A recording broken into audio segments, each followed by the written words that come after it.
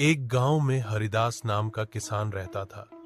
वह बहुत गरीब था, लेकिन ईमानदारी से खेती करता था। उसका जीवन बहुत कठिनाइयों से भरा था।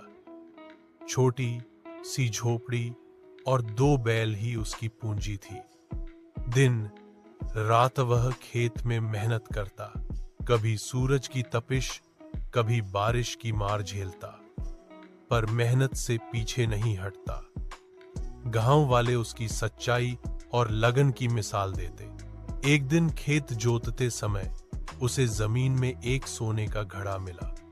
उसकी आंखें चमक उठी, लेकिन दिल में दुविधा हुई।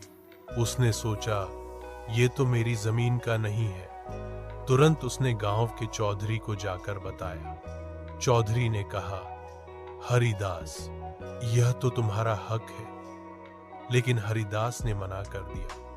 उसने कहा, मैं सिर्फ अपनी मेहनत से खाना चाहता हूं। उसकी ईमानदारी देखकर सब हैरान रह गए। चौधरी ने वह घड़ा पंचायत को सौंप दिया। पंचायत ने फैसला किया कि घड़ा गांव की भलाई में खर्च होगा। उससे स्कूल और कुआं बनवाया गया। पूरे गांव को उसका फायदा मिला।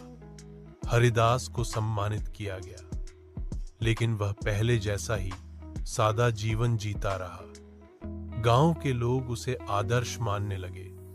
बच्चे उसकी कहानी सुनकर सीखने लगे। हरिदास के खेत में हमेशा अच्छी फसल होती। शायद उसकी ईमानदारी का ही फल था। जब भी कोई किसान कठिनाई में पड़ता, वह मदद करता। वह कहता, किसान को मेहनत और सच्चाई कभी नहीं छोड़नी चाहिए। उसका नाम पूरे जिले में फैल गया। लोग कहते, हरिदास जैसा किसान दुर्लभ होता है। समय बीतता गया, उसके बच्चे बड़े हुए।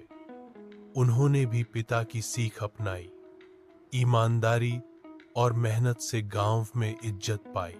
हरिदास का परिवार कभी अमीर नहीं हुआ, लेकिन खुशहाल और संतुष्ट जरूर रहा।